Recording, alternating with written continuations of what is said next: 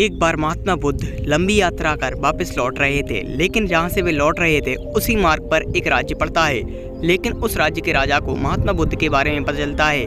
वह राजा स्वयं ही महात्मा बुद्ध को लेने के लिए पहुंच जाता है और महात्मा बुद्ध भी उस राजा के साथ उसके राज्य में आ जाते हैं और राज्य में आकर अपने ज्ञान का उपदेश देने लगते हैं। दोस्तों, वहां पर बैठे कुछ लोग महात्मा बुद्ध से प्रश्न करते हैं कि व्यक्ति के जीवन में उसके कर्मों का क्या महत्व होता है।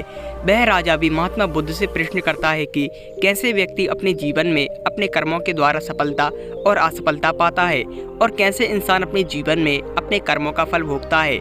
लेकिन तभी वहाँ पर एक दुखिया औरत अपने बच्चे को लेकर महात्मा बुद्ध के सामने आ जाती है और वह अपने बच्चे का जीवन महात्मा बुद्ध से मांगने लगती है और वह महात्मा बुद्ध के सामने हाथ फैलाकर अपने बच्चे के लिए बहुत ही कामना करती है।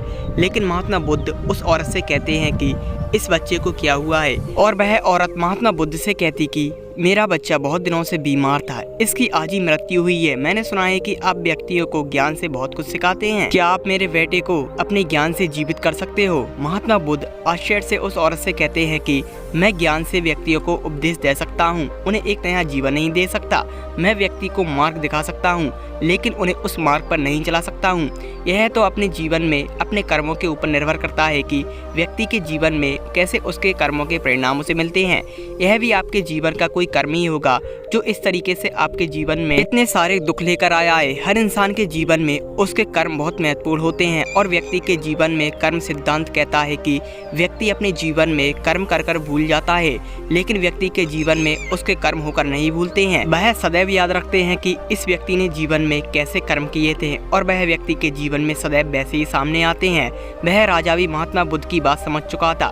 दोस्तों, वह औरत जिन दुखों को लेकर महात्मा बुद्ध के पास गई थी, वह सारे दुख अब उस औरत के जीवन से मिट चुके थे, क्योंकि वह समझ चुकी थी कि जैसे व्यक्ति के जीवन में कर्म होते हैं उसी प्रकार व्यक्ति को जीवन में सजा मिलती है।